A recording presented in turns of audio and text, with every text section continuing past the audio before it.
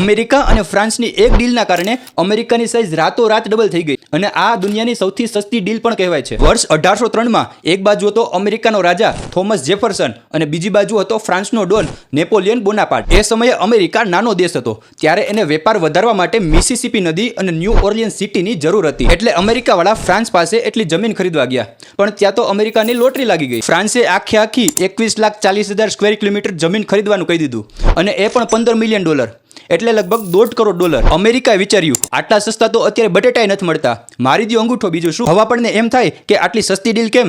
એ સમયે ફ્રાન્સના Don નેપોલિયને Europe સામે યુદ્ધ લડવું હતું, પણ એના માટે જોઈને પૈસા આની પાસે નહોતા. અને બીજું, ફ્રાન્સથી અમેરિકા બહુ દૂર પડતું હતું, એટલે ફ્રાન્સને બીક હતી કે એનો દુશ્મન દેશ બ્રિટિશ આ જમીન ઉપર કબજો કરી લેશે. એટલા માટે જ્યારે અમેરિકાવાળા ફ્રાન્સ પાસે ન્યૂ ઓર્લિયન્સ ખરીદવા ગયા, ત્યારે ફ્રાન્સે કીધું કે એલા ભાઈ, ખાલી એક નાની દુકાન શું કામ, આખો મોલ વેચવો હે, લેવો હે, બોલો. જેમ ગુજરાતી કે એનો છેતરાય, એવી રીતે અમેરિકાએ ત્યારે એનો છેતરાણું, અને રાતોરાત અમેરિકા ડબલ થઈ ગયું. આજના અમેરિકાના લગભગ 15 જેટલા રાજ્યો આ જમીન ઉપર જ બન્યા છે. નદી અને વેપારના રસ્તા ખુલી ગયા, અને આ એક ડીલના કારણે અમેરિકાને સુપર પાવર બનવાની તાકાત મળી ગઈ.